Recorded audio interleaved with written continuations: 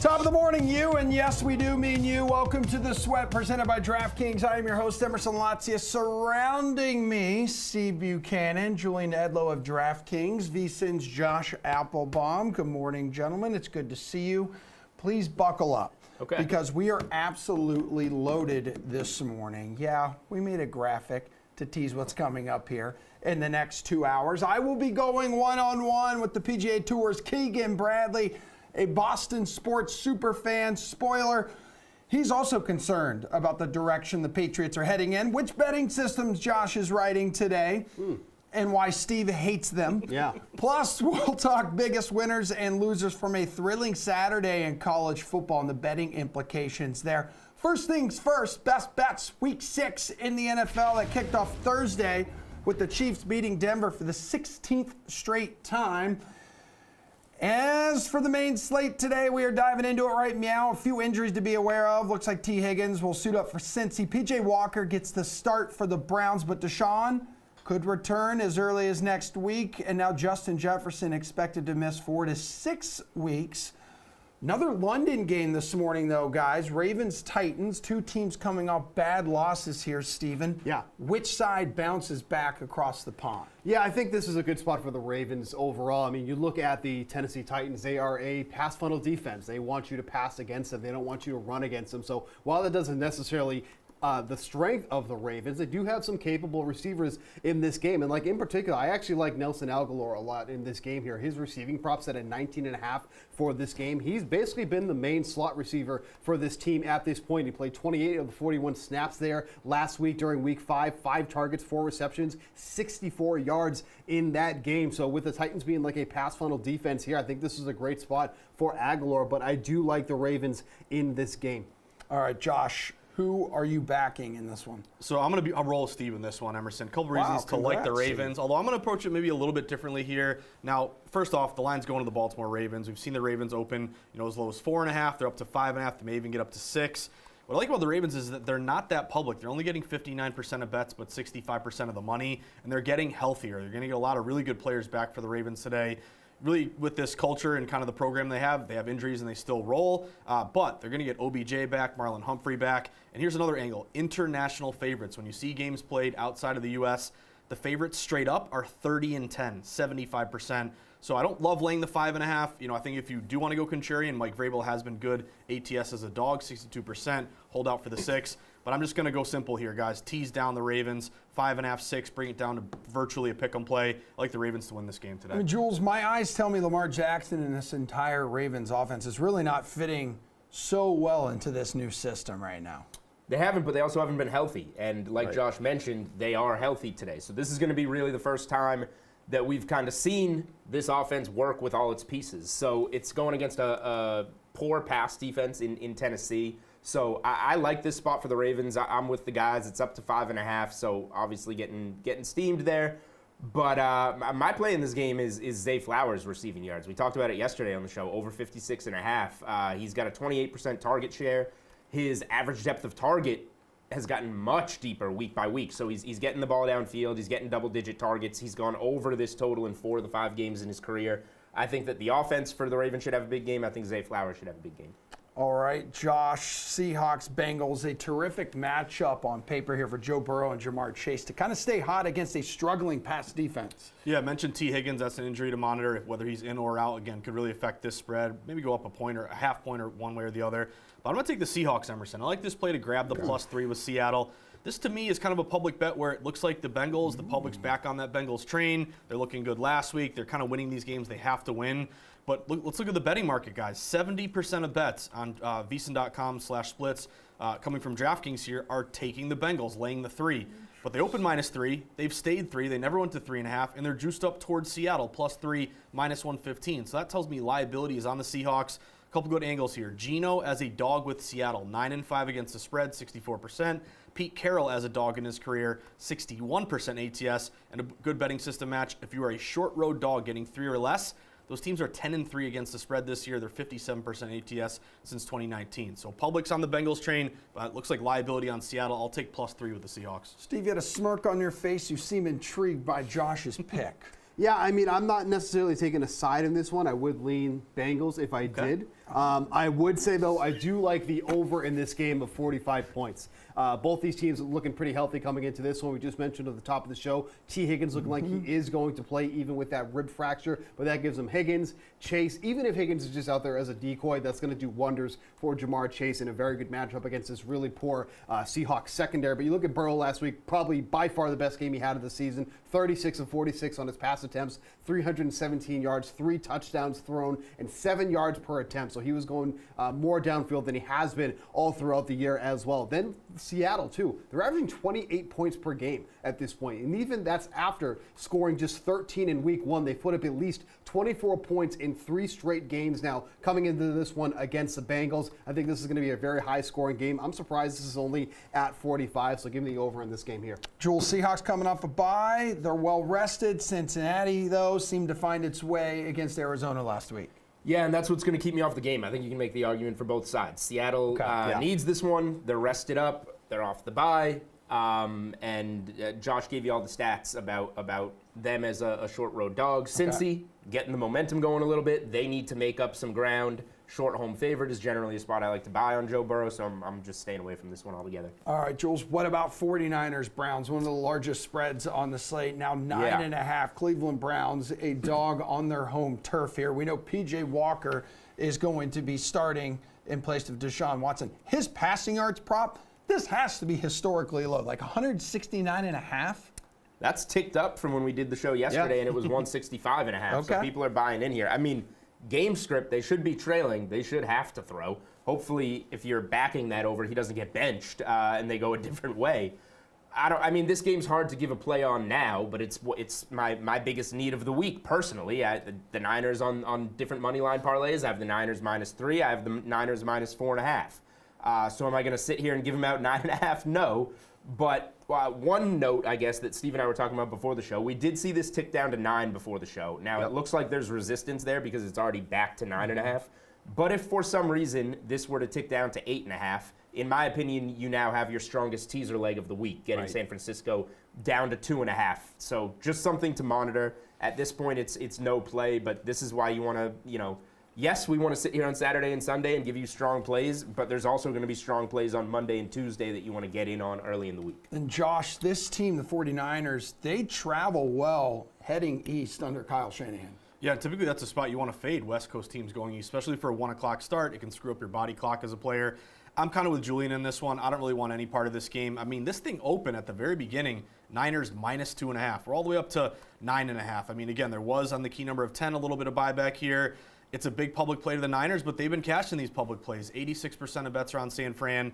Obviously, the matchup with no Watson and Walker coming in has contributed to this huge line move. My angle here is I'm going to go Brock Purdy, not to throw an interception. Played it last week. It came through.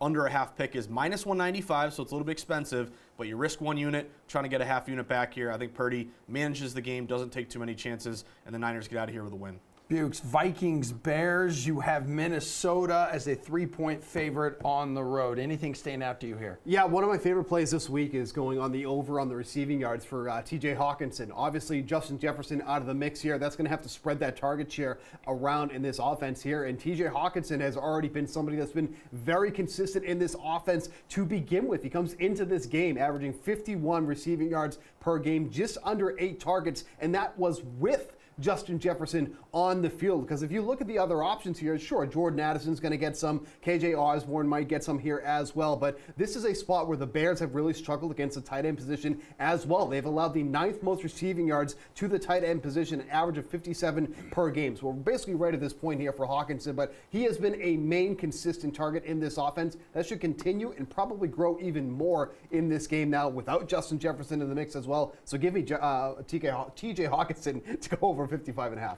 What's the move for Saints-Texans here, Josh? I like the Saints on the money line, Emerson. This game opened at around a pick'em. It's now up to You hate the -1.5 Saints. Now, what's going on with you, dude? What did they do to you? Here's the thing. If you guys and don't we'll know get me by into this now, next segment, by the way. I just want to make it very, very clear. I Let's hear don't it. like or hate any team. I just look at the market, Really, and I go buddy? where the market is Wow. telling me the smart money's at. So it just happens to be, for whatever reason, I've been betting against the Texans quite a bit here. But open at a pick'em, Saints up to -1.5, even inching up toward 2. They're getting 67% bets, almost 70% of the money. Pro and Joe bet split non-conference favorite, lack of familiarity benefiting the better team. Also, you look at road favorites this year. They're 22-10 straight up, 69%. So I'm money lining the Saints. I don't hate the Texans, guys. Okay. It's just the market's going against them. I think you don't like them. Falcons knocked off the Texans last week, which is the fuel behind our next segment after the break. But Falcons today, Jules, are hosting the Commanders. So is there a bet on the DK Sportsbook? You look at this matchup and say, I like that.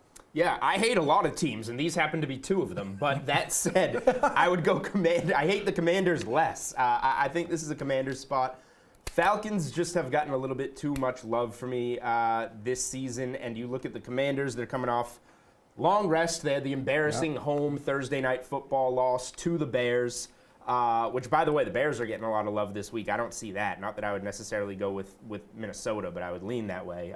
But Commanders, for me, this number's coming down. Some sharp money there.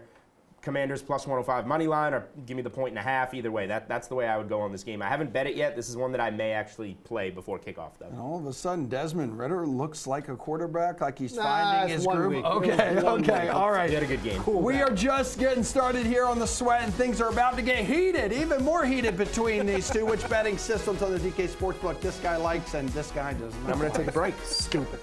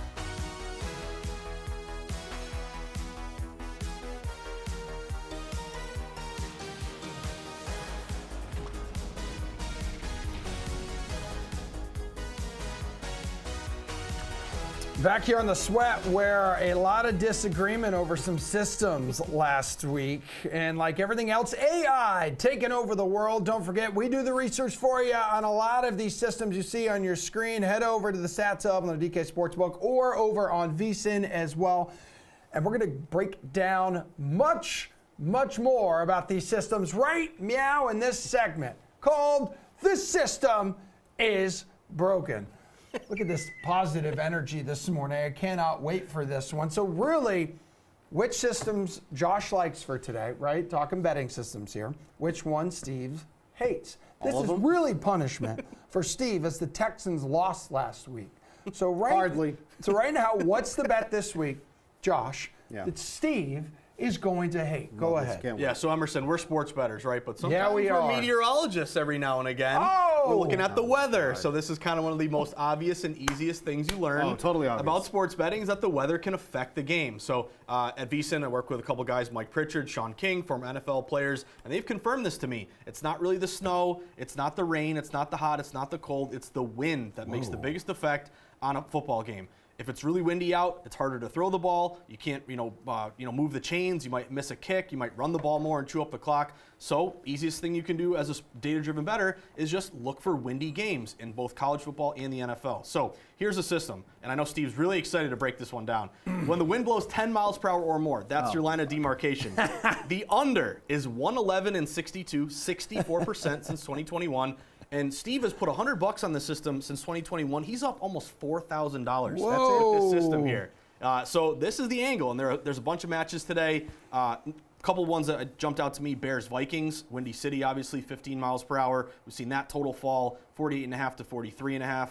Also, you look at San Francisco, Cleveland, quarterback change there, but also that's 15 miles per hour, 42.5 total down to 36. So it's kind of tough on a Sunday to recommend betting these windy unders. I think the goal is you look out for these on a Monday or Tuesday, try to kind of get that forecast. Obviously, it can change, but really the goal is to identify a windy under, bet it early, get some good CLV. But again, this is a system that I love. And Steve, tell me why it's meaningless. Well, Josh, I don't know if you know this, and I think you picked up on it. We've worked together for a couple of years. I've worked together now at DK with Steve for almost 6. The only thing this dude hates more than systems is weather. But Steve, he kind of has me convinced a little bit. Come here, Jay. Go on in, Jay. Come on, get in here. Go, Jay. Now, call me crazy. This is on DraftKings Sportsbook, okay? This is when the total started to drop. It coincides with when they said that there was going to be a quarterback change for the Browns. Not because the wind was going to be out there. Call me crazy. Call me crazy, Josh. But when these brilliant book and odds makers come out here, they probably go, hey, when we're making in these numbers, let's check the weather too, because that's going to be a factor. You think they're telling me that they put out these odds and all of a sudden they're like, oh no, it's going to be 12 miles an hour. Let's adjust the line immediately. I don't think so. That's already baked into it. So don't tell me that the line dropped between the Niners and the Browns because it's going to be windy and not because there was a quarterback change. But let's hear the next one. I would say, what if it's a little bit of combination of both? Obviously, the quarterback is the biggest difference maker. But I think, call me crazy, I think the quarterback is the biggest difference than a little bit of wind out there. You go out there doing activity with 12-mile-per-hour winds and tell me that, I couldn't rate the leaves. It was a little windy out today. I don't want my rebuttal. Remember the Patriots game against the Bills a couple years ago? Mac Jones threw 3 passes. It was a tornado. That was ridiculous. That was like that's 20 miles per hour. That gets me excited. That was like with 60-mile-an-hour winds. That's a difference. That's taken apples to an extreme. oranges. Of course, that is true. And can I also, one more note, Mac Jones sucks. So take that into account too as well. I'll give you that. But here's the other one, just so you guys know. Any of these systems that I mentioned, they're based on the closing line. So this system could actually be even better if you're able to get a number early. Even better. So again, for example, that San Francisco-Cleveland game, open 42.5. 36 right now. This is going to be a win or a loss based on 36, not on 42.5. So it just goes to show you get it early, you get a better number. The system is even better, Steve. What weather concerns are there for Colts Jags? Anything at all? Anything at all? Do you see anything on there?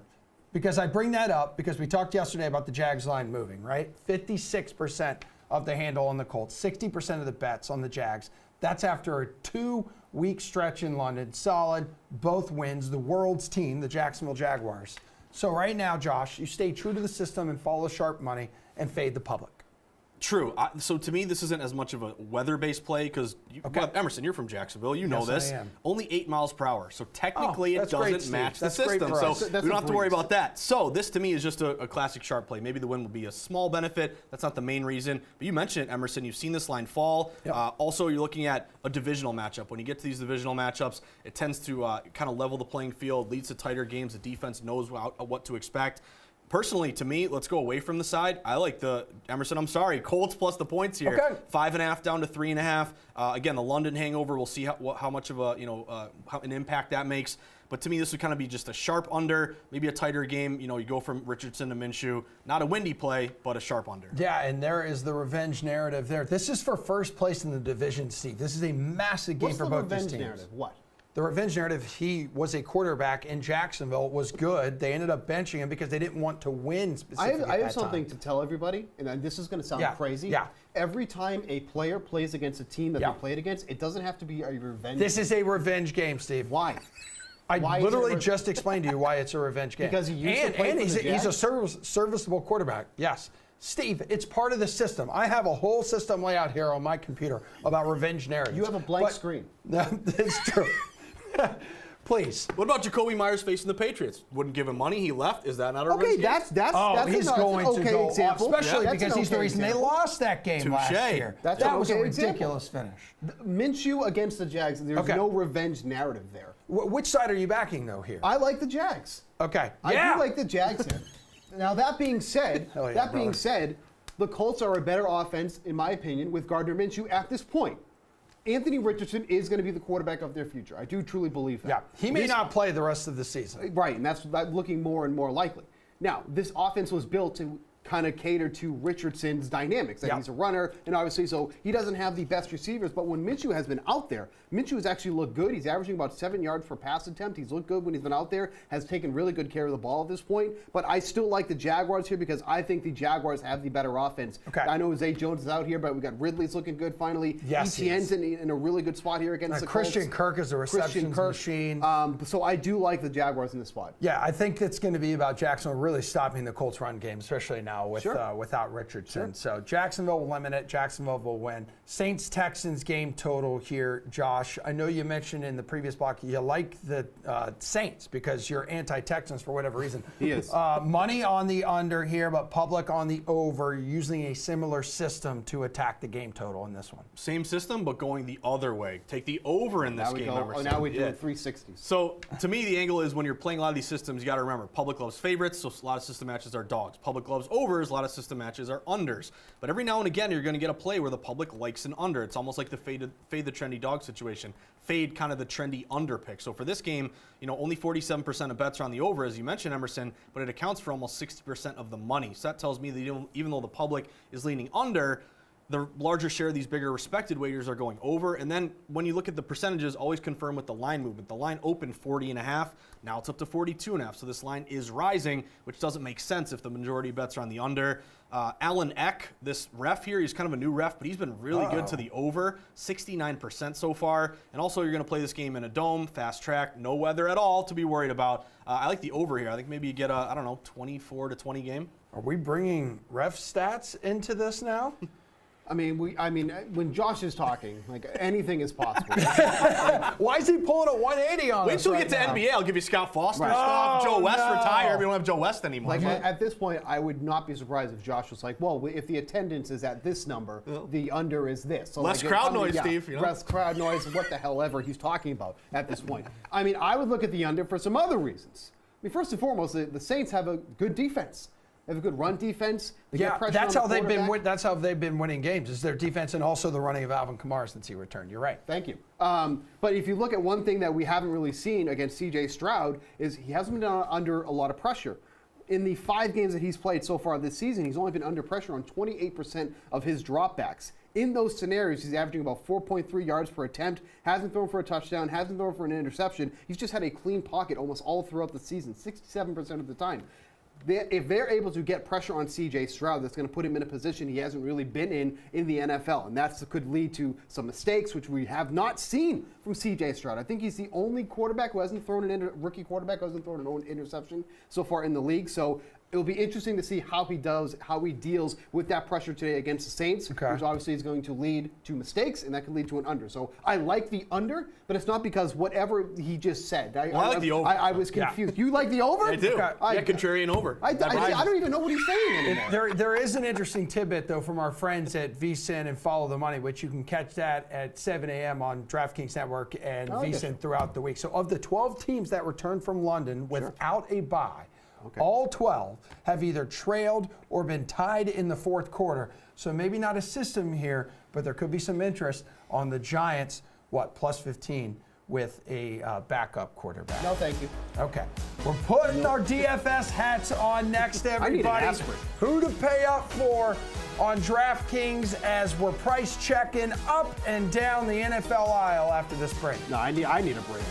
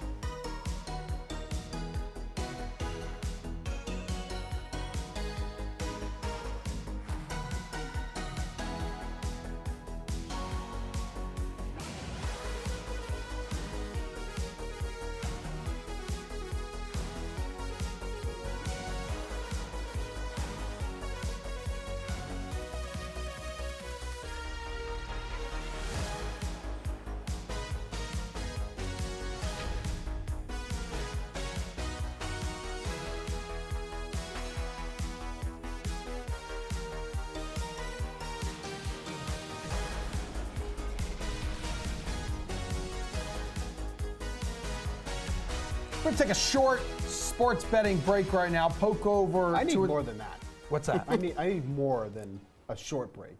Okay. After that segment, that was exhausting. You seem exhausted, and the good news is Josh Hop on my back. Josh will be back because coming up, we will get back into the rest of the slate of games today. Also, you're going to talk some baseball for us because ALCS starts We'll see. tonight. But right now, yes, let's get to some fantasy.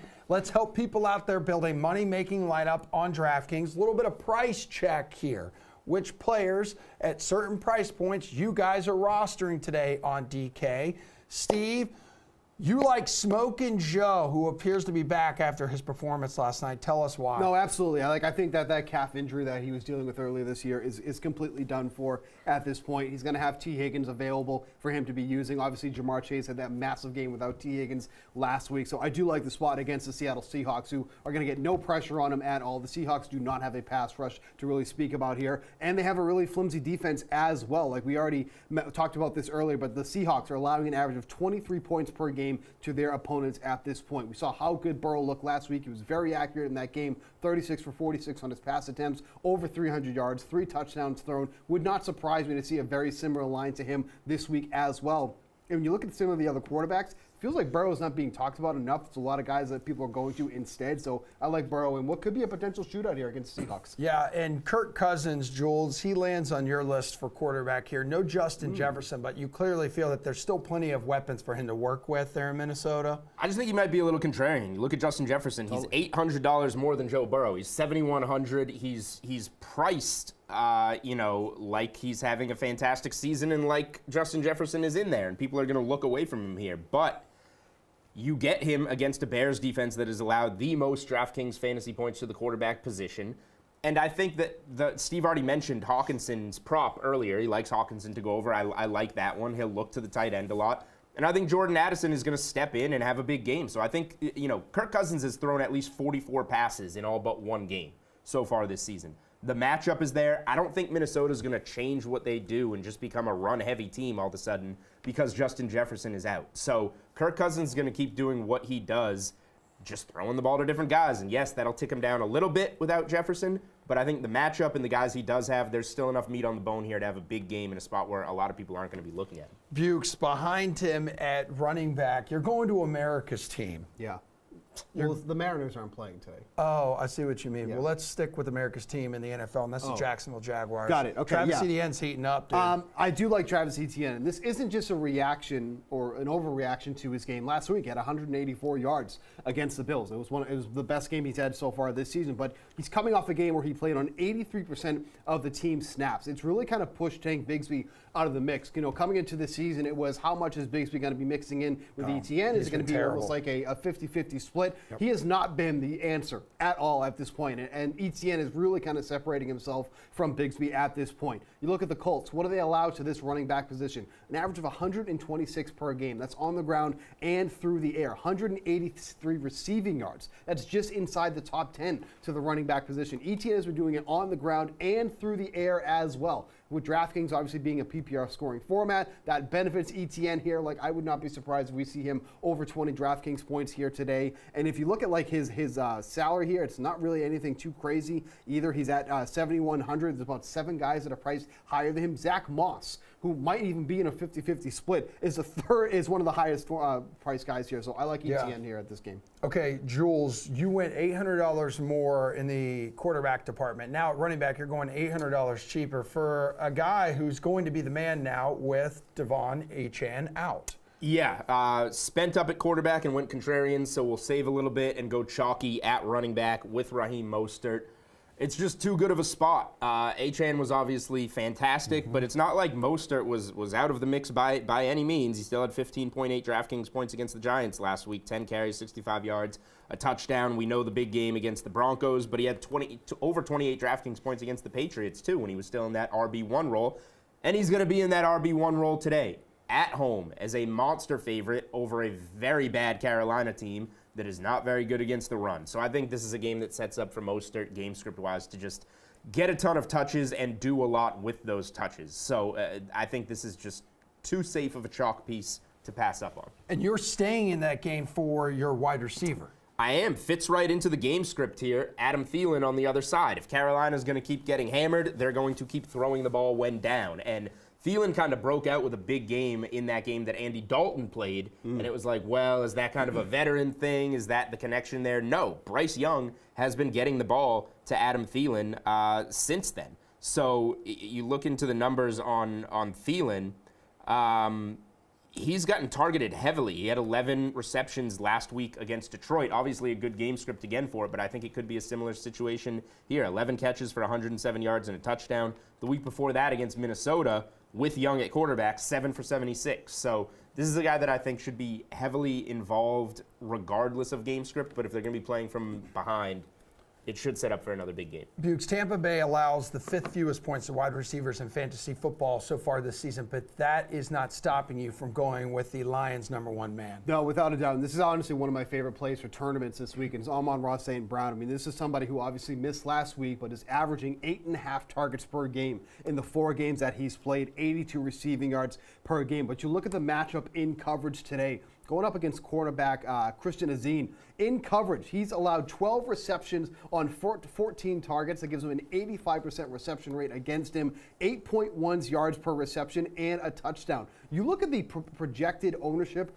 on St. Brown, he's coming in about 5 to 7%. Nobody is looking to play this guy because he's so expensive, because he's going up against a Tampa Bay Bucs secondary. But that being said, the individual matchup for St. Brown is a good one here. So if you're playing these large field tournaments, St. Brown is going to be someone that's going to come in at very little ownership, has one of the higher upsides on this slate, could really be somebody who goes off on this slate too as well. That's been Jared Goff's #1 target, obviously for obvious reasons. So give me him at very low ownership today against the Bucs. And after both of you guys kind of pushing that Hawkinson narrative throughout this show this morning, Steve, you're going to Josh's Falcons for your tight end selection. Yeah, you know, Arthur Smith just loves Jonnu Smith. And Dude, that's he's been their top receiver. It's been kind of crazy. I mean, What do you spend that pick on Kyle Pitts for and not use him? Well, so the interesting thing is, this is another reason why I like People Smith. have been dropping Pitts in season-long fantasy now. But I have him in our league. I dropped him after like 3 weeks. Thank All right, you. DFS, we're back. care Okay, about we your don't fantasy care, Go ahead, Julian. Steve.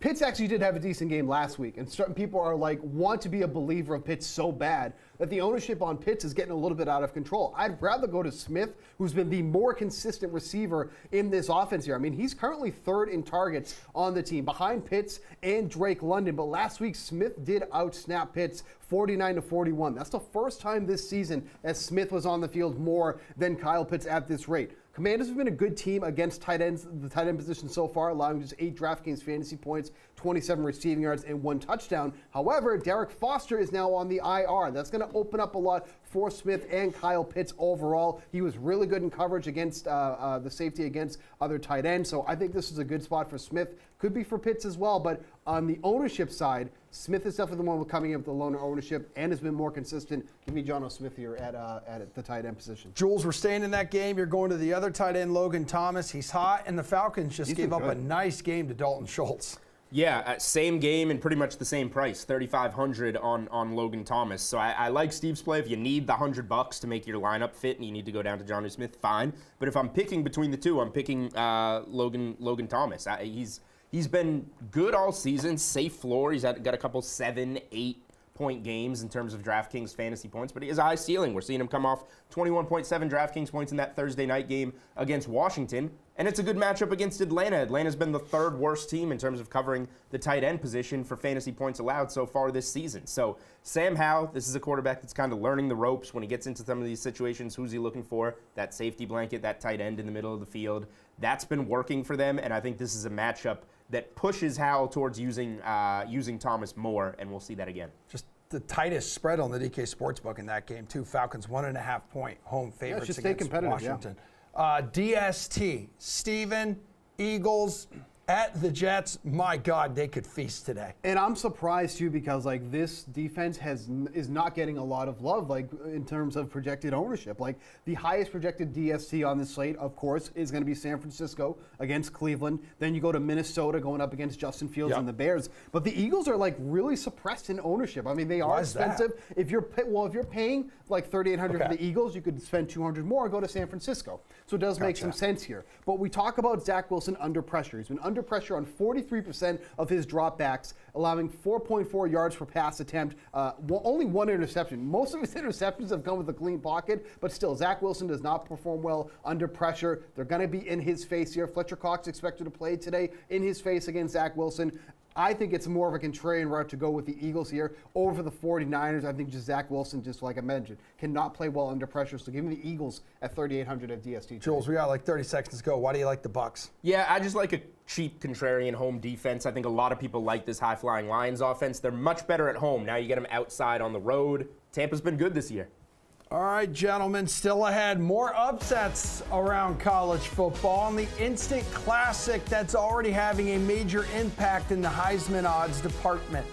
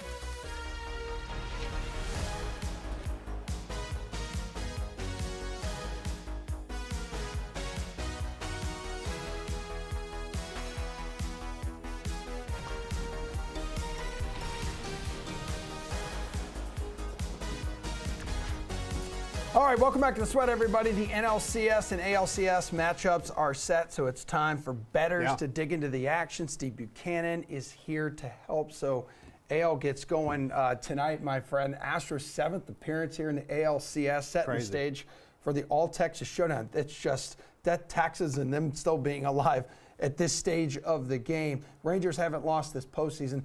What's your bet? Yeah, it's kind of hard to pick a side in this one here. I think this is going to be a fairly decent pitching matchup we have with Jordan Montgomery and Justin Verlander. One prop that I did like, though, is for the Rangers. Total home runs in this game over 1.5.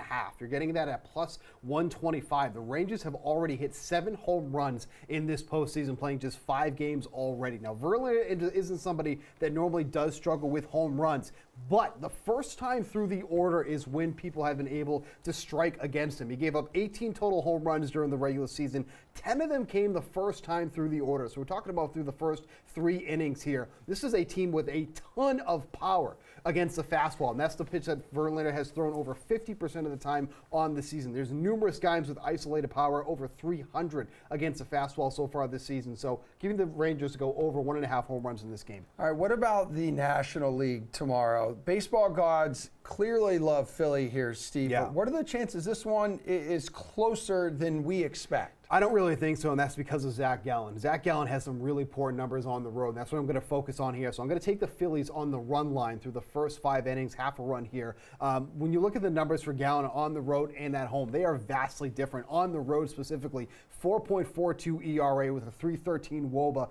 15 of the 22 home runs that he allowed came on the road this season. The Phillies at home during this postseason is putting up ridiculous numbers. They're hitting 295 at home through 4 games, 11 home runs, 11 doubles, and have scored 24 runs. That is all over a span of 4 home games here for the Phillies. I think they are covering that run line through the first 5 innings, getting to Zach Gallen early. So give me them on the run line through the first 5. And just like that, we're almost done with the Major League Baseball season. 4 teams still standing, 26 possibly dreaming about Shohei Otani and winning those sweepstakes there, including the Red Sox. I hit the golf course earlier this week with a trio of Red Sox reporters to discuss the possibility of Shohei coming to Beantown. I can hear it. I can hear your shots. Are we rolling? You got audio? Okay. This is where you asked me about the Red Sox. Yeah, no, this is when I ask you. Ooh, Okay, goes, yeah. That's better than any shot he ever had in a Red Sox uniform, right? Love to see it. All right, we in the game, Lou. We in the game, man. 2 moments in Lou Merloni's life. Hitting a home run in his first at bat at Fenway and that shot right there. I hit a golf ball farther than hit a baseball. Yeah, can we get my guy like a bucket of range balls? That is 3 balls lost on the first hole before you hit the green. Where is it? We're backing them up already. Look at this, there's 2 groups back there.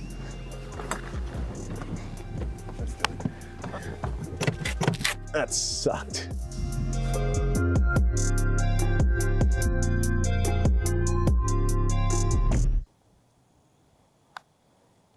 Whoa! Let's go.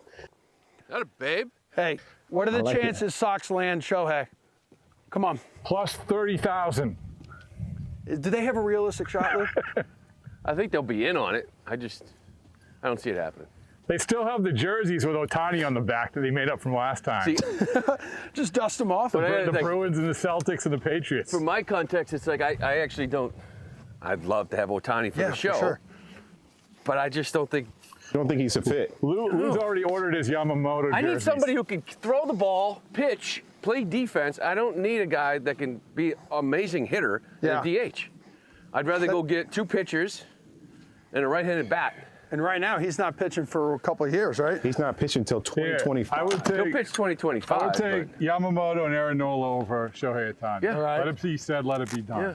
I like Where- I like Shohei because of the show, obviously. Yeah, of course. Generational talent. Sox could use him, but he's not going to. I mean, they need somebody who's going to make an immediate impact right now, right? He's going to do it with the bat, but you need another pitcher. So, but this is the Boston Red Sox. They can get creative with the payroll. Well, I was going to say, can you look at it from a business perspective too here, Lou, where, Entertainment. yeah, like Yeah. that guy's on your team. You won't have an empty seat in the house for every day of his If contract. that's your goal, Yeah, sure. should that be their goal?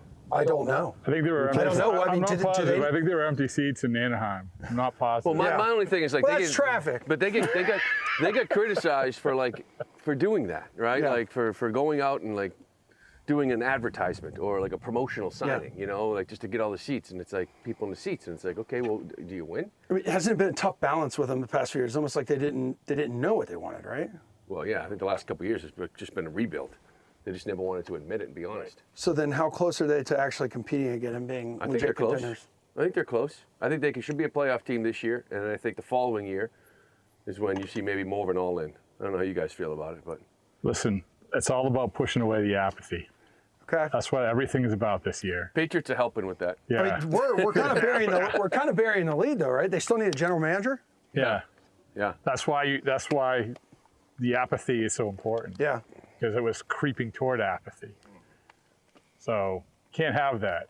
Jemai knows that. As a generational talent, Jemai knows that. Yeah, I like to call myself a generational talent. Yeah, I agree with you though, Lou. I think this season they can push for the playoffs in 24, and then next year all in. There's a lot of payroll that comes off in Yeah, 25. but you got some good prospects. It's going to be more of a shock and awe offseason along the lines of when Dombrowski said, "I'm going to trade for a closer and I'm going to sign a starting pitcher.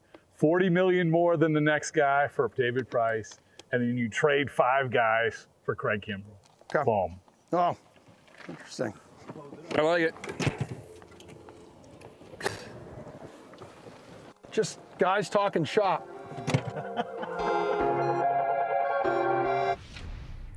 That's good stuff from the Shohei Otani sweepstakes, which we'll be talking about for the next few months or so, to the Michael Penix Jr. sweepstakes now. I don't know, guys. The Huskies winning yesterday. Jules and Josh are back here for some college football reacts, or at least they survived 36-33. Yep. Ducks lost, or at least they ran out of time. What kind of movement are we seeing now in the Natty conversation and the Heisman conversation? Yeah, obviously it was a big game for the Pac-12 and for the national championship. Washington with the win, they're undefeated. They go up the board, and rightfully so. Oregon goes down to 25-1. But like we've been talking about on the show, the Pac-12 there's still so many big games ahead where these guys are going to beat each other up. Washington could lose to a USC, and Oregon could win out. And now, I would just say, whenever you can buy low on a team, buy low on them, because it's probably going to flip at some point. And then Heisman-wise, Michael Penix Jr. is running away with it now, because not only did he defeat Bo Nix, who was third on the list yesterday, Caleb Williams, who was right there with him, goes to South Bend and throws 3 interceptions in a brutal loss. In the first half, too. It's now, Let's go, Irish! It's Michael Penix versus the field.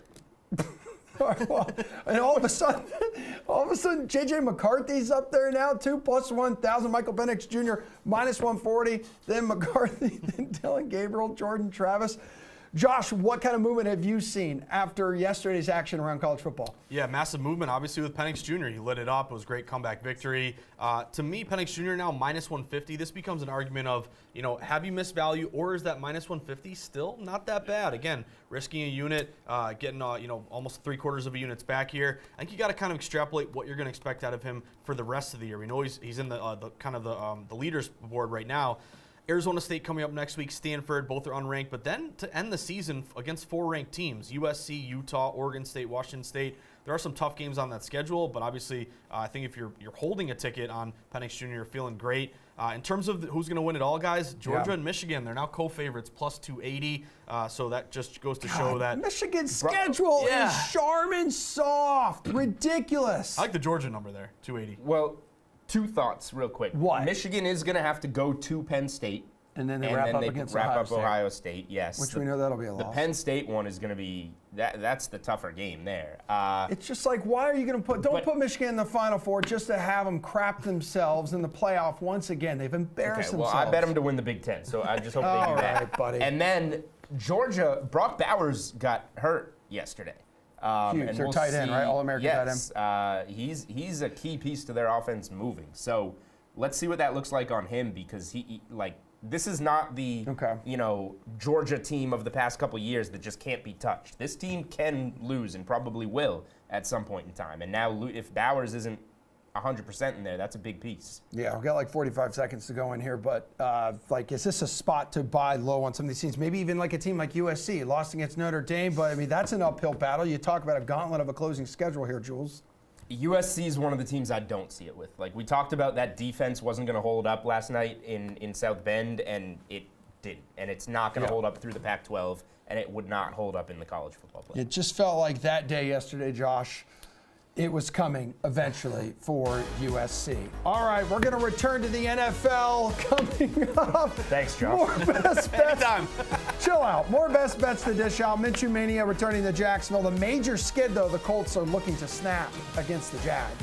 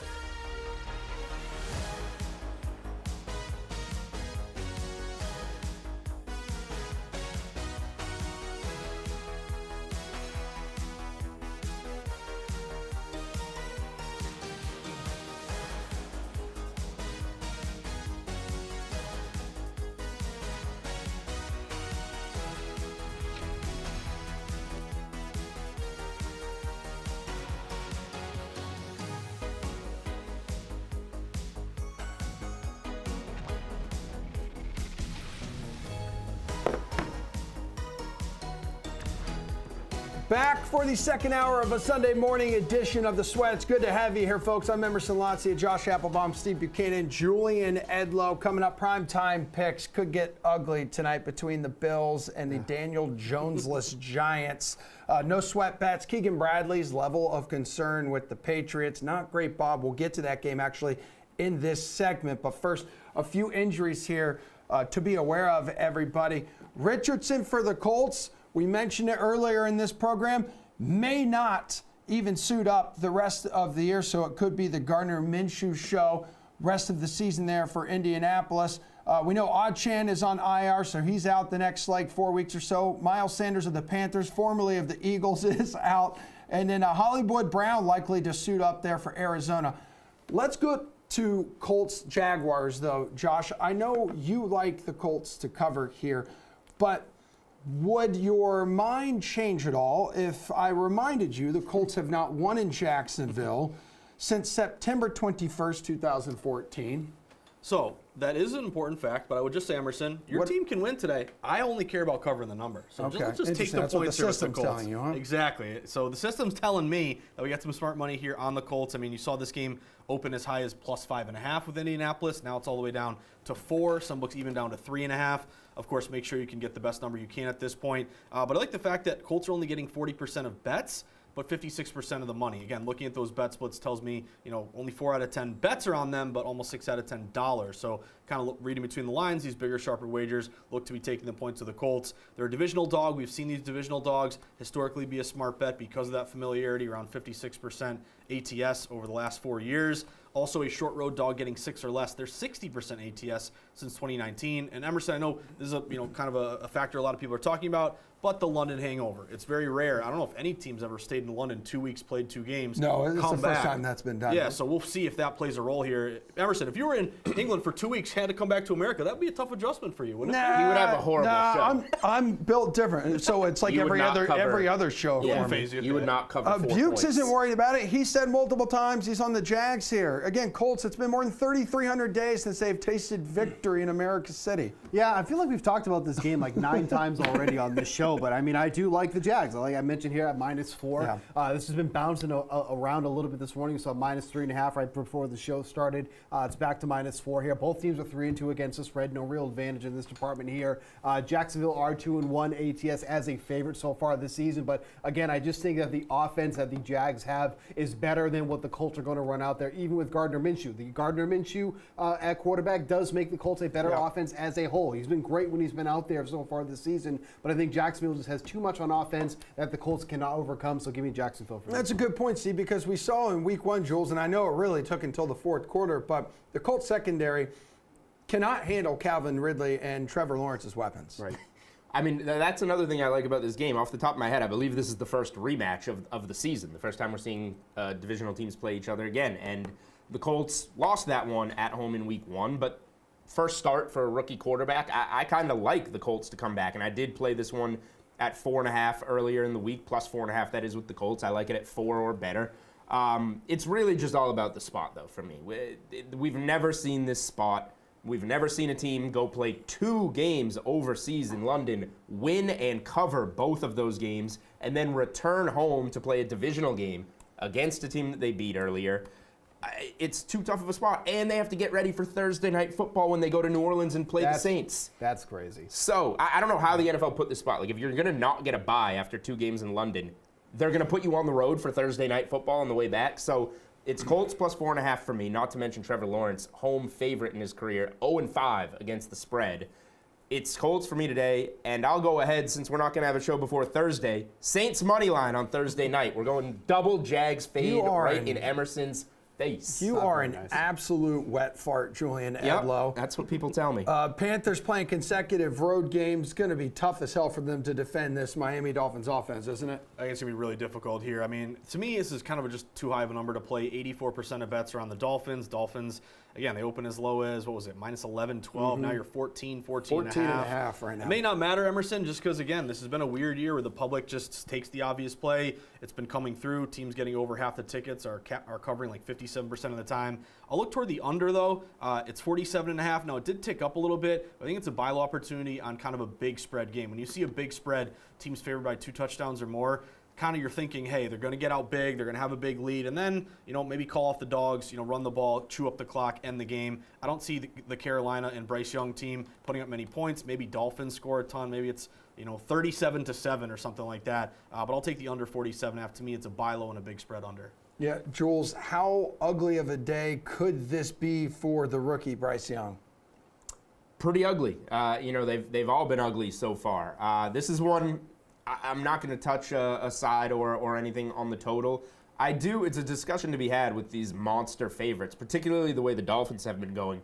Is it worth looking at the first half to lay the points? And then you don't have to worry about that backdoor cover. You just look for them to get out and steamroll like they've kind of been doing this season. I actually played a prop in this game. I did play Adam Thielen earlier in the week over 57.5 receiving yards. It's up to 61.5 now. I used him in the DFS segment at the wide receiver position. I just think he's been the guy that's been getting the targets for them lately. And if your game script holds, if the Panthers somehow hold on in this game, they're doing it by putting up some points. And if not, they're playing from behind and looking for Adam Thielen and maybe a cushier Miami defense. Jules, good answer there. Steven, Patriots, Raiders. Most electric game on this slate, baby. We know how much you love Jimmy G. We know how much you believe in Mac Jones. And we know how much you love the revenge narrative. Josh McDaniels again. Let's go, dude. What's the bet in this one? Come on, babe. Come on. The bet in this game is that you are going to watch the two worst quarterbacks in the NFL go and do battle against each other. Battle in this game. This is going to be a catastrophic. I don't even have the proper words that are family friendly to say on this show what this game is going to look like. You know what I'm going to bet? What? Both of these quarterbacks are going to throw an interception because they are the worst quarterbacks in the league. Mac Jones' interception was minus 105 this morning. He has 12 turnover-worthy plays on the year. That is the highest in the league. 6 interceptions on the year, tied for second. You know who's number 1 in interceptions? Take a guess. Who? Jimmy Garoppolo with 7. Take whatever interception prop is available on DraftKings Sportsbook because they're both going to throw an interception in this game. The two worst quarterbacks in the NFL. Thank you so much to the schedule makers for gifting us with this atrocity of a game. All right, Jules, maybe it's a spot to target some Jacoby Myers props here as well? No props for me. It's an interesting game, like revenge narrative-wise. It's not the Belichick-McDaniel thing. It's how the game ended last year. Yeah. Well, there's Jacoby Myers. Same thing. Pat's back in Vegas, where it went down. I can't put my money behind the Patriots. I know they're a sharp bet. Josh will probably tell us how it's a third of the wagers for 2/3 of the money on the Patriots. Yeah. They're as sharp as it gets. The Patriots have been sharp every week, and they have crapped the bed week after week. At some point, you got to give it up. It's under or pass for me, and we got through a key-ish number of 42, but these teams aren't scoring. These offenses aren't scoring. They're running the ball. They're grinding clock. Under 41.5 would be the play for me in this game. The Patriots are way too sharp. Way too sharp. Just real quick, too. We don't know who's going to end this game at quarterback for the Patriots because there are reports. That too. Yeah, we got to mention that. Reports have come out that Mac Jones is going to be on a very short leash. Okay. And then is it Bailey Zappi or is it Malik Cunningham? Because he just got signed to the team. Three-year deal. So like that kind of makes you feel like, okay, maybe he's jumped up over Zappi. So it's like you can't back the Patriots because you don't even know what quarterback's going to be under center in that game. There are a million bets you can take on DraftKings Sportsbook. This does not have to be one of them. We're going to put you on the practice squad. Never mind, we're going to sign you to a 3-year deal and maybe play you at quarterback today. Congratulations. Either way. No questions at quarterback for the Lions or the Bucks here. Josh, question for you is, what's a bet? So I'm going to go Detroit on the money line. Now, I think if you're going spread, there's an opportunity to back Tampa Bay +3. If you're just looking at how the market is reacting, you do have a majority bets on Detroit. I don't love backing a public favorite. And you do have this +3 at -115 toward Tampa. So, again, you like the +3. To me, there is a case to be made there. But I find it hard to bet against Dan Campbell, guys. Dan Campbell is 27-12 against the spread, 69% as coach of the Lions, 4-1 ATS this year. Also, here's another angle: road favorites. Mentioned this earlier, the system match with the Saints, but road favorites are winning straight up, 22-10. 69% so far this year. So again, this 3 has been kind of all over the place. It's showed juiced a little bit downward toward maybe going to 2.5. At times it's been juiced up like it's going to 3.5. I think the odds makers probably just feel comfortable with leaving these at 3. I think if you go money line here, guys, you'll lay around a -150-ish. Okay. I'll just take Detroit to win this game. That's the best thing he said all day. Thank you. Appreciate it. good at picking what Josh is going to bet I before a agree. game starts, and I was expecting He blew Tampa me plus away. 3. He blew me away. You want to hear All something funny? If I was betting it, I would bet Tampa plus 3. Oh, There we go. Right. Well, Get him on Raiders money line too. So Oh, that's horrible. Oh, wow. That's wow. horrible. I Jules, thought I was convinced. All right, I missed 2 there. Jules, if you were betting Cardinals-Rams, what would you bet? Because these two have actually been in a lot of games, despite their records maybe not being the greatest. If I was betting Cardinals-Rams, I would probably look at another game and bet that game.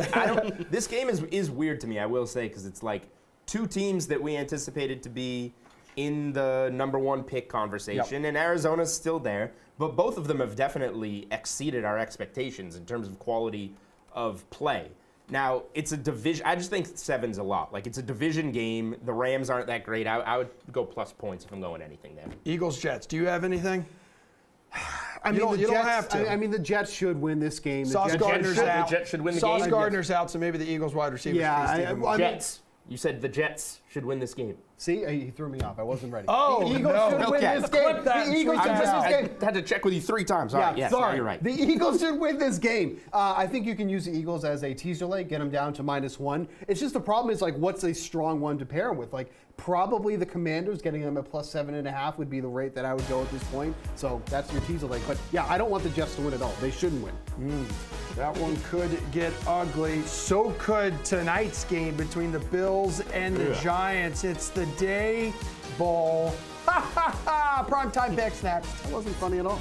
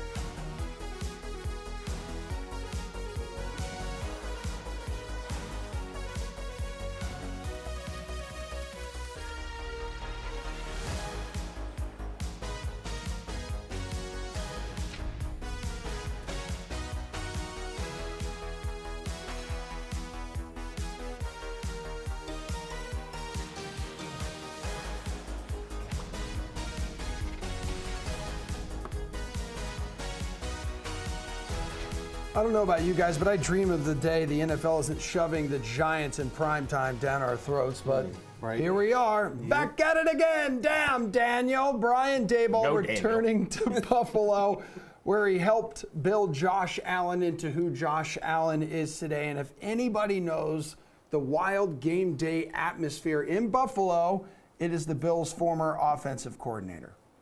What do you tell your team about what to anticipate Sunday night and what you're going to get? Yeah, it's an electric environment. They'll be going all day, getting ready for the game. It's loud. It's an unbelievable atmosphere. It's hard to hear. I've been on the other side of it too when I was with the Patriots, or the Dolphins, or the Jets. And they have a fantastic team. You know, they're top 5, one of the only 2 teams that are top 5 in points on offense and defense. The other team being San Francisco. So they're a great team, and their fans will be ready to, you know, they're loud. It's a loud environment. But I hate to say it sounds cliche, but it's as real as anything else out here.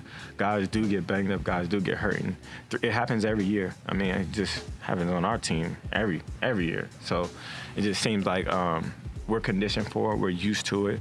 We're going to have to roll with the punches. We got some young legs and some young guys in there that's going to be playing. So having the confidence in them and just, you know, bringing them along. It's not going to be easy. I feel good health-wise. It just felt good to be back out there with the guys, and I said it after the game. It's just a good spot for me to be able to build on. You know, still not where I want to be, like physically and moving how I want to move, but it's a great spot to build on and continually, you know, grow in that area and just learn, you know, who I am and how I play all over again. And no Daniel Jones under center either for the Giants Might tonight. not be the worst thing, honestly. Really? Well, I mean, you're going from bad to bad. Yeah, okay, so the Giants are a mess. Bills are pissed off because they just got smoked by Jacksonville in London here. What's your game bet, Jules? Watch the baseball game. Yeah, I know. It's funny. We were talking in the watch the commercial break. ALCS. I'm like, all right, yeah, how ugly could this get tonight? And they're like, yeah, I'm going to be watching baseball. Let's go Astros. I think I wouldn't mind a play on the under if you got to play something. I wish this wasn't a primetime game, though, because maybe the Bills get a little more juiced up. But again, you got a guy that was formerly in Buffalo who has no offense. What are you going to try and do? Muck the game up a little bit, get your defense involved, slow down Josh Allen, who he knows very well. That's the part I like. He knows Josh Allen very well, so there's some ways he could try and slow him. But that's all I can come up with for this one, really, is that it could get ugly. I don't see how the Giants score much. So Buffalo maybe gets some points early and grinds it out, runs the clock. Okay, Josh, remember the fun little factoid that we had earlier in the show from our friends at Follow the Money here. Of the 12 teams that returned from London without a bye, all 12 have either trailed or been tied in the fourth quarter. So maybe not a system here, but any interest on the Giants at what is it now? Plus 15? Like, come on. Yeah, so to me, this is actually a game I do want to watch. It's probably going to be disgusting, but this is the beauty of sports betting. This is why all these leagues want to legalize betting, because even if it's a terrible game, if you have action on the game, you're going to watch this. This is why we love having action on a game. So Bills are a big public play. They're getting 74% of bets. They open minus 13. They're all up to 15, 15.5. Definitely can't lay with the Bills. Just they're way too public. You're getting the worst of the number. And as the guys mentioned, maybe a bit of an overreaction. Going from Daniel Jones to Tyrod Taylor may not be as bad as we think. Tyrod Taylor may not light it up, but he also doesn't make a ton of mistakes here. So my angle is I'm going to go, I like what Julian said. I like the under here. Take the under 44. It's only 37% bets, but 46% of the money. And then also you're looking at a couple system matches here. Primetime unders have been a great bet here. If you look at unders that fall at least half point, they're like 64% this season. And if you also look at non-conference unders, they're 65%. Also, if you're looking for a player prop, James Cook kind of jumped out to me. It's over 59.5 rushing yards. Giants give up they're 30th in the NFL, the third worst rushing defense. They give up a ton on the ground, and it just makes no sense, Emerson, because James Cook ran 5 times for -4 yards in London against your Jags. Yet now it's 59.5. Maybe they get up big and just run the ball, and he cashes that over. Bukes, anything stand out to you on the DK Sportsbook for a game bet? You can take us to the prop bet, too. I know you're not very interested in this.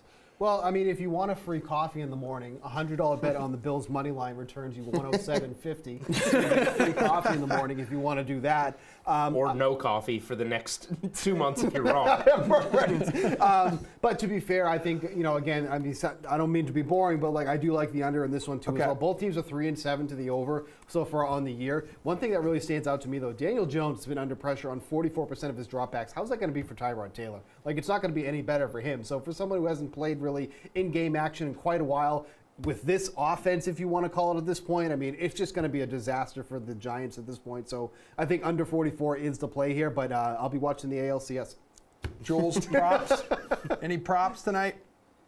I liked Josh's on Cook, honestly. Okay, That was kind of the analysis. Maybe grind the clock out late in what should be, a grinder of a game. So that points right to the running back, the favorite running back over on the rushing yards. All right, well, tomorrow it's going to be Dallas and the Chargers. There's the Kellen Moore narrative. So a lot of revenge game there. Yeah, revenge game here.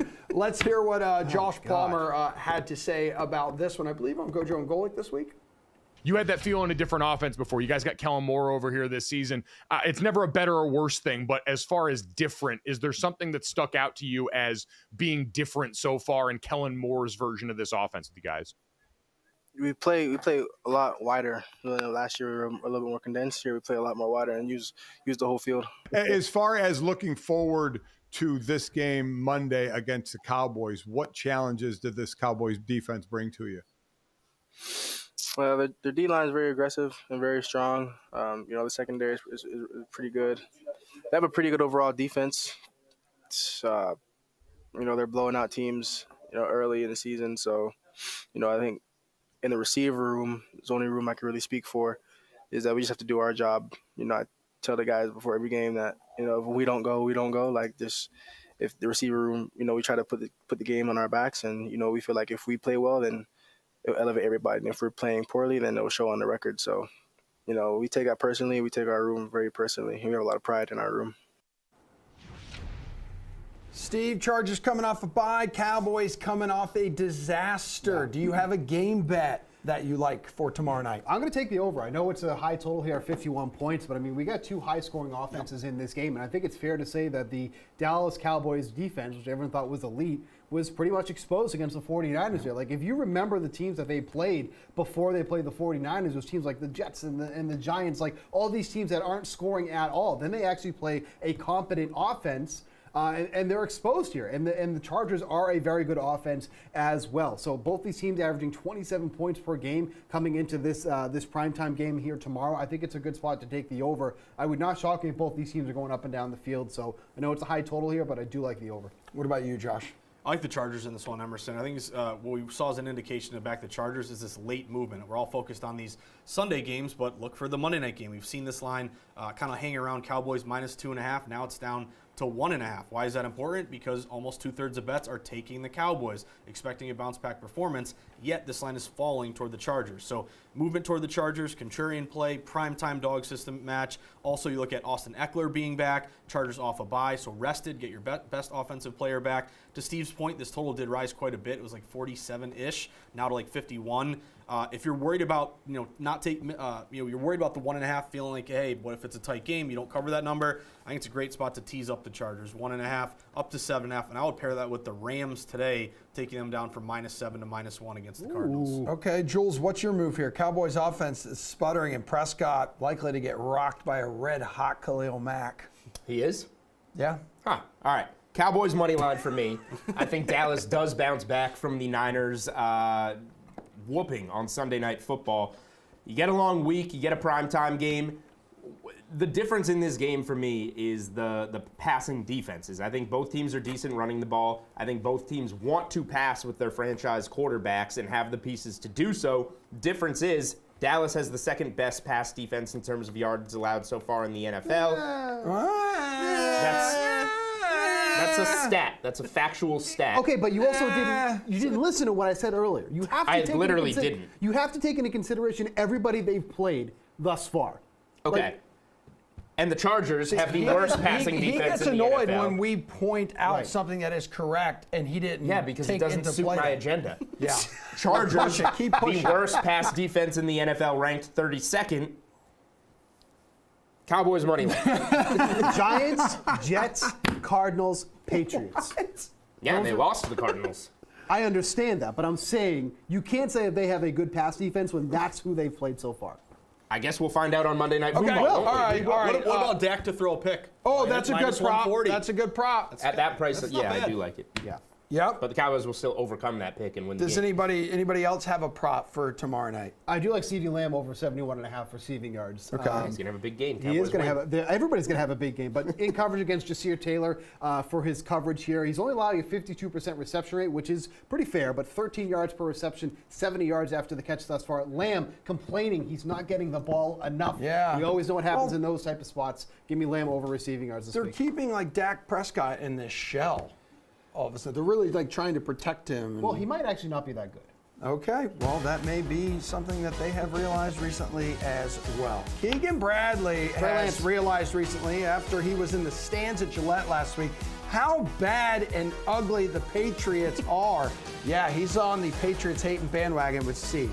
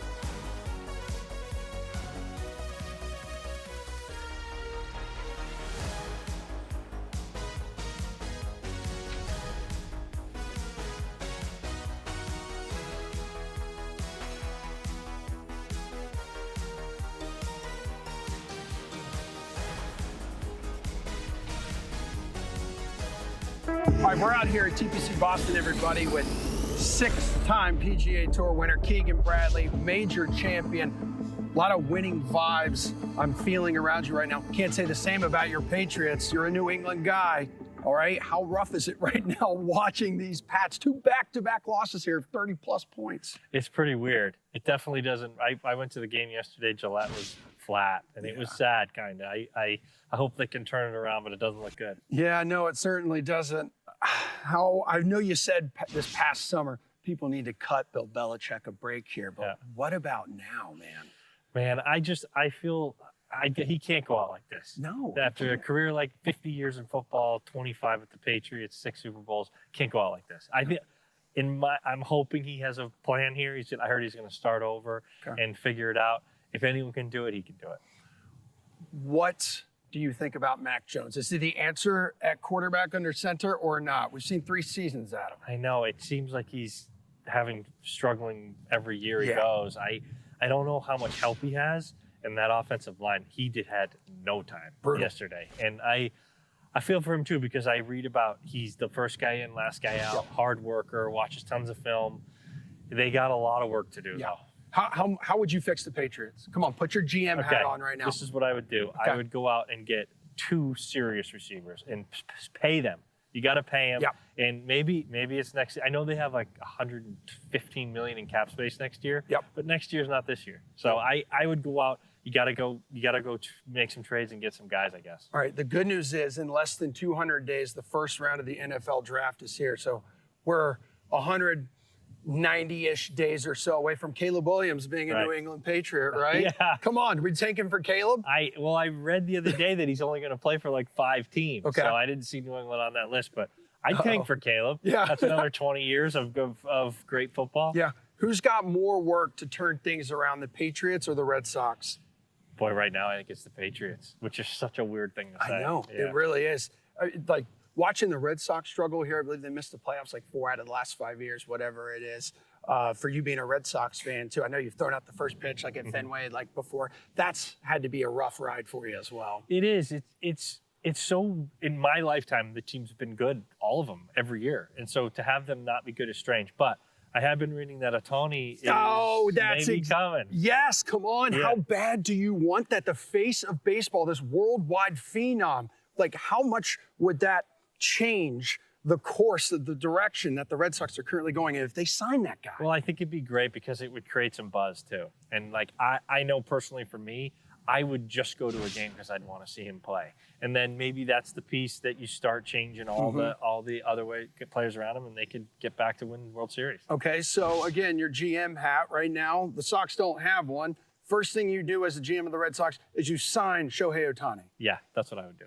Okay, you tweeted 7 years ago you were on the Celtics bandwagon. Are you still on the Celtics bandwagon? I am. Growing up, actually, the Celtics were my favorite Boston team. I followed them with the Pierce, Walker. I was going to ask you who your favorite players were. Garnett, that whole team. Anything I just is loved possible. it. I love anything is possible. I just loved that team. They were so tough. And I just loved watching them play. And I like watching Boston teams that are gritty like that and kind of nasty. And I love that team. Okay, you got to love the addition of Drew Holiday, right? That brings them up there, title contender with the Milwaukee Bucks now. I think that they have improved so much this year. And I didn't know if they could do that, but I'm so excited with the moves that they made. I think that they've gotten a lot better. Are we ever going to see you out here going Happy Gilmore style, rocking the Bruins sweater? I would love that. I would love that for sure. Okay, so big Bruins fan as well growing up. Remember some of your favorite players back then? Gritty, bruising. I mean, now it's a whole new era, you know? Yeah. How about Sean Thornton? Yeah, there you go. I love watching him play. He's a dude who loves to play golf. He does. I play a bunch of golf with him, and it was so cool for me to watch Marshawn become the captain of the team, because 10 years ago you would have never. No, he's licking dudes' faces. Yeah, that was an interesting stage. But yeah, you can't do that out here on the PGA Tour. It's pretty incredible that he's the captain of the Bruins. I think it's awesome.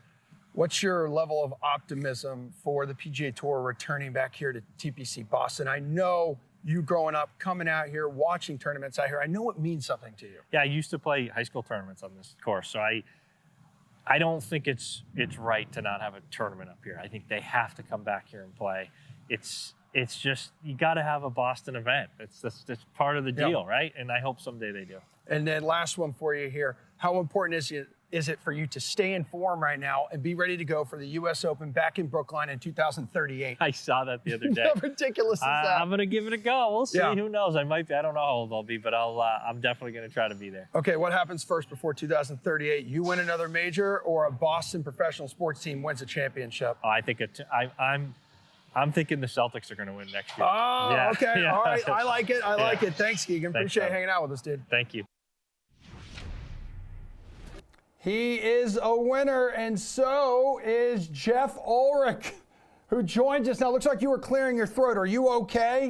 No, I mean, I just had a little chuckle at the awkward handshake that you gave at the end. I'm not going to lie. It was a man It was shake. a great It was interview. great. You did fantastic. Just you didn't. I'd give you like a 5 out of 10 on the handshake at the end. That's all. Dude, at the end of those interviews, I'm just like, what do I do with my hands? But anywho, I was kind of shocked Keegan wasn't like buying into himself a whole lot there, because he's been in so much form. He says, oh, Boston sports team will win a title before I win a major. But he won last season, Jeff. He's been very vocal, and we had him on Gojo and Golic a couple weeks ago before the Ryder Cup, too. He's been crushed. He was crushed by not being selected for that. So he's extra motivated. So how are you feeling about Keegan's form entering this upcoming season? You know, I mean, I've never really been like a big Keegan, I got to go out and bet Keegan Bradley. It feels like sometimes his numbers in the betting market get a little bit, what I would say, just like they're not the best, just because he's got that past major winner status. And, you know, we just often, I feel like we don't get the greatest numbers on him, but I've kind of turned into a Keegan fan a little bit over the last couple of years. He's won a couple times now, which is always good. I think he's figured out his putting stroke, which is really good. And he's still just a very, very high-end ball striker, which when you strike the balls consistently as he does, like, you're going to get yourself in contention. So I think that he is underrating himself, which I kind of like, because he's got plenty of motivation going into next year. He was just left off the Ryder Cup team, obviously. You know, last year, it's funny, we saw Mackenzie Hughes get left off the President's Cup team. And the first thing he did was he won in like his first 2 events. I'm not suggesting Keegan Bradley necessarily will do that, but like, I think he does make for a really good early season target just off that narrative alone. And the narrative, he's just playing well, and he's a good veteran player. All right, we got a couple folks playing well right now at the Shriners Children's Open in Vegas, Jeff. It's going to be the final round today, 3 rounds in the book. We have a 3-way tie at the top entering today's final round. So there could be just full swing drama going down in the Sin City. So Lanto Griffin, friend of the program, Adam Hadwin, your fellow countryman there, and then Tom Kim. Tom Kim was the pre-tournament favorite. 2-part question for you here, Jeff. Who's taking it down, and where is your seat on the Tom Kim caravan? Are you joining Len? Are you joining Len in the front? Back. I'm at the very back. I mean, like, I'm fading Tom Kim today. I am. I mean, plus 275 for an event where there's 19 players within 3 strokes. No, I can't do it. I'm not even on the caravan today. He's probably going to win because he is the best player. And look, there's a reason why he has the shortest odds. But wait a minute. You said he's probably going to win, but you're not on the caravan? Come on, make it make sense. I hate money. So, but I mean, look, we have to look at this event objectively. It's a birdie fest. Like, anybody could go out and shoot 61 today. I mean, legitimately, it's a really easy course. Like I said, 19 players within 3 shots of the lead right now. Plus 275 is way too low given the circumstances that we have. So, Tom Kim, I'm not shocked that he's coming in and playing well. He obviously won this event last year, but there's a lot of quality players behind him. We have 3 Canadians. Yeah. Eric Emerson, you didn't even mention that in the top 10 right now with Hadwin, my bad. Pendrith, Adam Svensson. So I like someone coming from behind. I personally like the spot for Taylor Pendrith. We've seen him do well in low-scoring events before. He's a consistent ball striker just like Keegan, and when his putter gets hot, I mean, he can really go low, and I think it's a good spot for him. He's trailing by 1. He's not in the final group. I'm looking at Taylor Pendrith there at plus 1,200. Yeah, he opened at plus 6,600 here, Jeff. So nothing for Adam Hadwin, 35-year-old pro, opened at plus 4,000 to win, shot 863 to go with a 67-68. He's going for his 2nd career title in his 245th event, Jeff Ulrich. Got a minute to go in the show. So he does seem go ahead. It does seem a little bit overdue. I mean, you're not wrong, but again, it's a mix of do we like this player versus an odds proposition as well. Pendrith being one stroke back, I like that, and I think that if you are going to go, this is an event where you can look deeper. I mean, I'm just looking at the board right now. Alex Noren and Chesson Hadley both at -12. I mean, they're 3 shots back. Again, like 62s are open and available here. We saw Smiley Kaufman win this event one year from 7 strokes back on Sunday. I think Noren and Hadley are both players who could just rip one off this week, or today, I should say. Plus 4,000, plus 4,500. Those are the kind of bets I'd be looking at on a Sunday for this kind of event, because again, this is not an event where like guys are going to struggle to break par. This is an event where guys are going to struggle not to shoot like 65. So, all right, Jeff Allwork. Well, good stuff, man. I know your confidence level is low in the Patriots, and as is Keegan Bradley's. Coming up, a lot of confidence in this Miami Dolphins offense. We've got a fun little propped up segment for you, plus no sweat bets. The guys join me for our final block of the show next.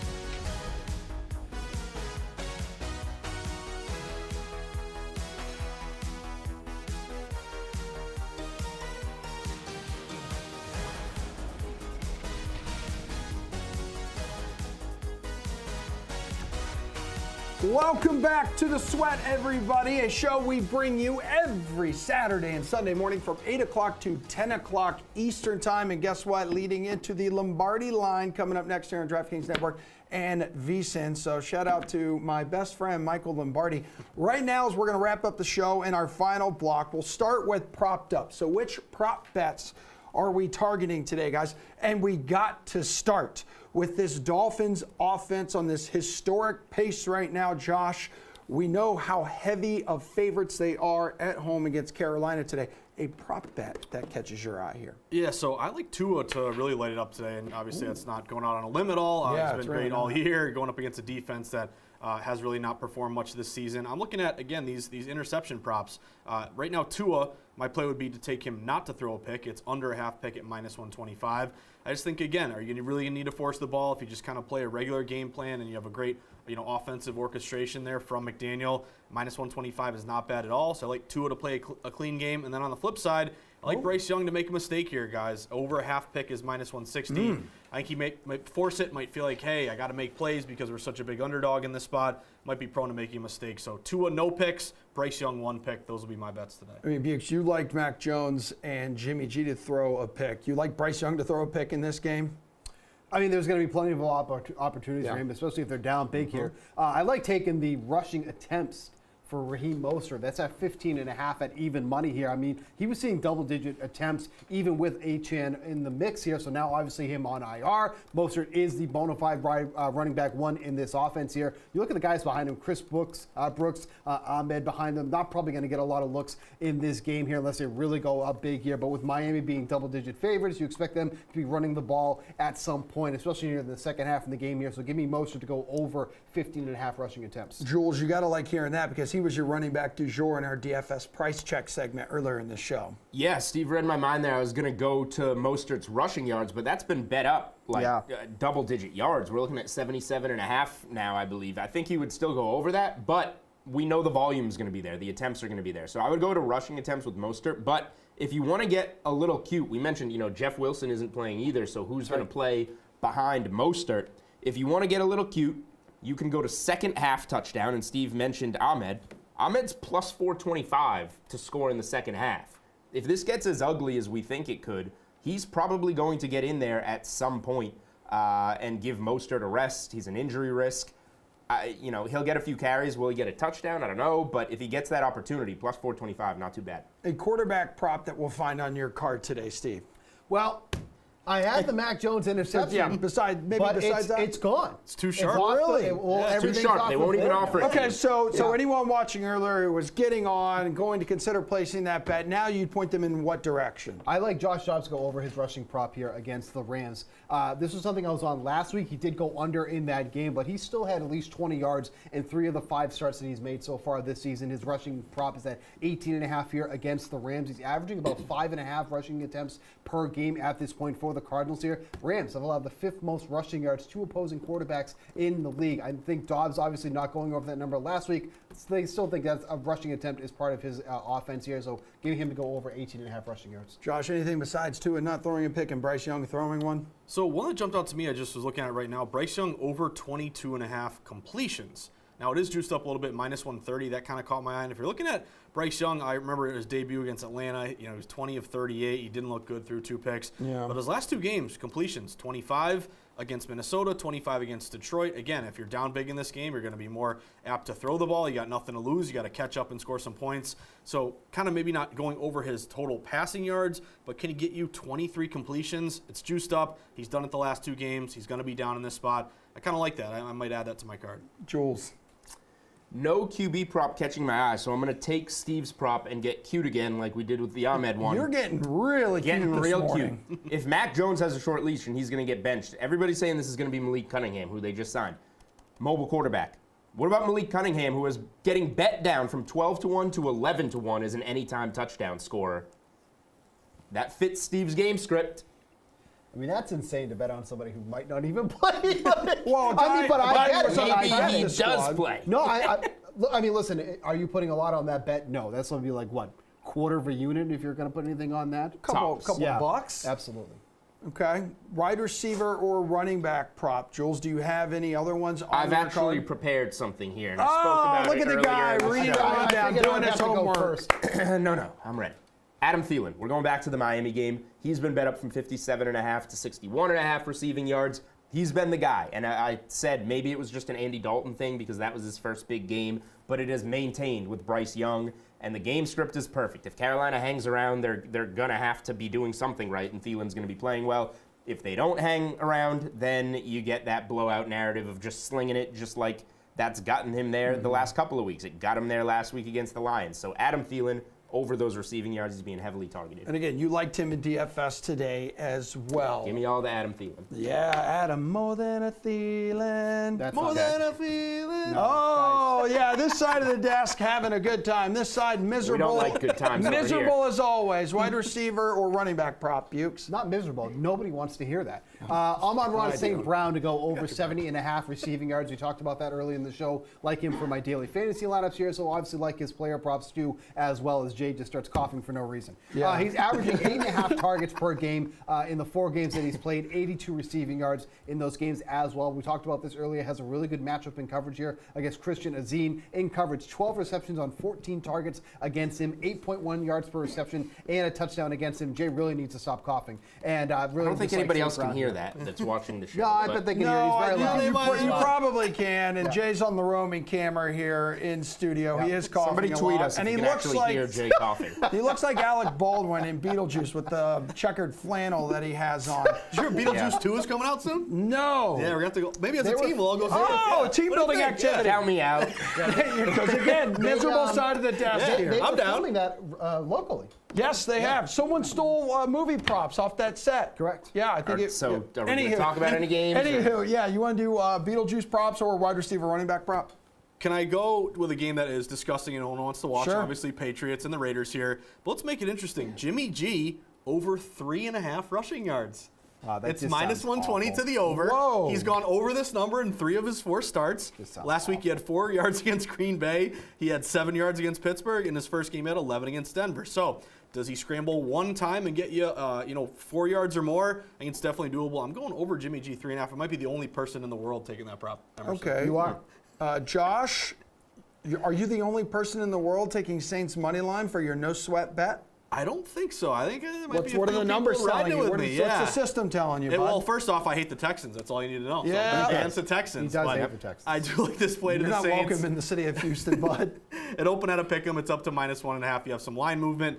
2/3 of bets, almost 70% of the money. So this looks like a pro and Joe bets, but where the public is just saying, hey, bet against the Saints. Obviously, Stroud's been good, but there's still a rookie quarterback, rookie coach. You got the veteran QB, veteran coach here for the Saints. But I love this system here, this road favorite straight up. Public loves to bet favorites, but they like to take home favorites because they really kind of overvalue home field advantage. It always used to be 3 points. Now it's some, odds makers are like 1.5 or 2, so it's a little bit lower. So taking a road team is just an easy way to go a little bit contrarian. Those road favorites straight up are 69%. Non-conference favorite as well, better defense. I'm going Saints money line. Okay, Jules, you're going the money line direction as well. You told us about this a little earlier. You like Cowboys. Remind the people why, anyone who joined the program late, waiting on the Lombardi line. I do. Not quite as strong as some of the college plays yesterday, and I wish I could be using the Niners here somehow in a best bet. That's the position I need the most today, but I can't give it out now at this number. It's all earlier stuff. So that leaves me with the Cowboys as my next favorite play on Monday night.